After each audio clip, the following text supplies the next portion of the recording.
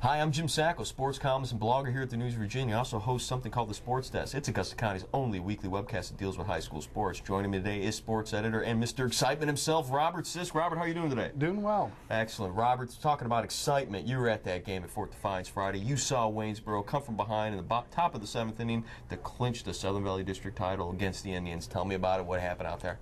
They scored 7 runs in the 7th inning. I mean, what else can you ask for from these guys? Their bats were cold all night. They finally just got it together. Eric Hall led off with a great shot, and then everybody else behind him just did their jobs. So what we're seeing here is those 6, 7, and 8 hitters who maybe before in the season weren't doing what they were supposed to do, finally coming alive and doing their jobs. After Eric batted out of the number 2 spot, and then the next, it was Jay Thompson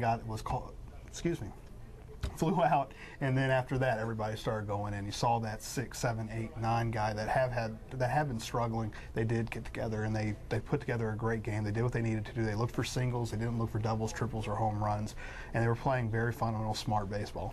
Is this the move away from Waynesboro? Maybe a move away from that swagger I've talked about to the heart and soul? You got to have a little bit of swagger to come back from a deficit like that. But again, they're doing what they're taught, and I think that's what's key. They're taught very well. They know what they're supposed to do, but they just don't always do it. And the other thing I like is that Coach Jim Kreitzer, Waynesboro Baseball, is telling me is his new thing now is heart and character. And what he's doing is he's holding up his hands to the proverbial glass of water and saying, "Fellas, what do you see?" And every man to the T in that team saying, "I see the glass half full, not half empty." So they're getting some positive responses out of these kids, which is ultimately, I think, leading to where they are. Rob, is anyone in this tournament knocking this team off? It's baseball. Anything can happen. Right in the Southern Valley, I think they have an honest chance to go through. Fort Defiance is very tough. They're a very strong team. They've got good arms. They've got a lot of good right-handed pitchers, and they're going to be the toughest team to go through. I think for them to go through the district tournament. Once they get to the Region 3 tournament, it's a little different. Now you got they beat TA last night. So what else? What can't they do? That's been their struggling point the last couple of years. First time in at least 9 years, the Waynesboro varsity team has beaten Turner Ashby in baseball, and they did it up at Ray Heatwood Field. That's got to be a good feeling for these little giants. Yeah, especially Joseph Lucas gives up 3 2-run home runs, and they still win the game. That's sticking in there. That's not giving up. They took a big lead. They got that momentum going just like they did in the Fort Defiance game, where everybody started hitting, and that was key.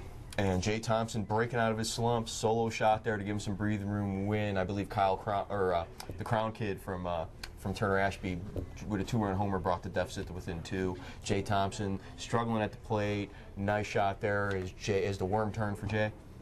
I think so. But let's talk about Ed Driscoll over at Waynesboro High School. Monday, his last home track meet. 38 years coaching at the high school. One of the good coaches, great coach, easy to laugh, quality guy, good to get along with. Rob, sports editor, talk a little about Eddie. Well, what's great about him is he knows Waynesboro will not win every track meet they go to. They just don't have the numbers. But what he does instead is he takes the kids and makes them focus on what they're doing. If it's William Bain Harrison doing a high jump, if it's Will Walter, Tim Brown, and that whole gaggle of kids he's got over there at the long jump, he lets them focus on that. He's got long distance runners. He coaches from cross country season all the way through outdoor season, like Edward Ennis, Robert Fuller last year.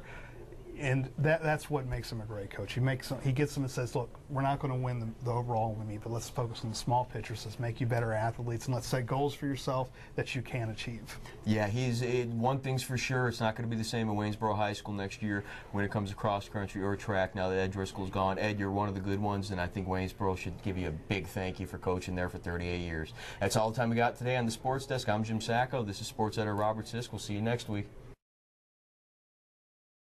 Hi, I'm Jim Sacco, host of the Sports Desk here at the News Virginian. We're going to do this once a week, and we need to know what you like, what you don't like, and also we need questions from you. So you email us at sports@newsvirginian.com, and we'll see what we can do about getting those questions answered. And also, if you tell us why you think you belong on camera, maybe you can join us for a week.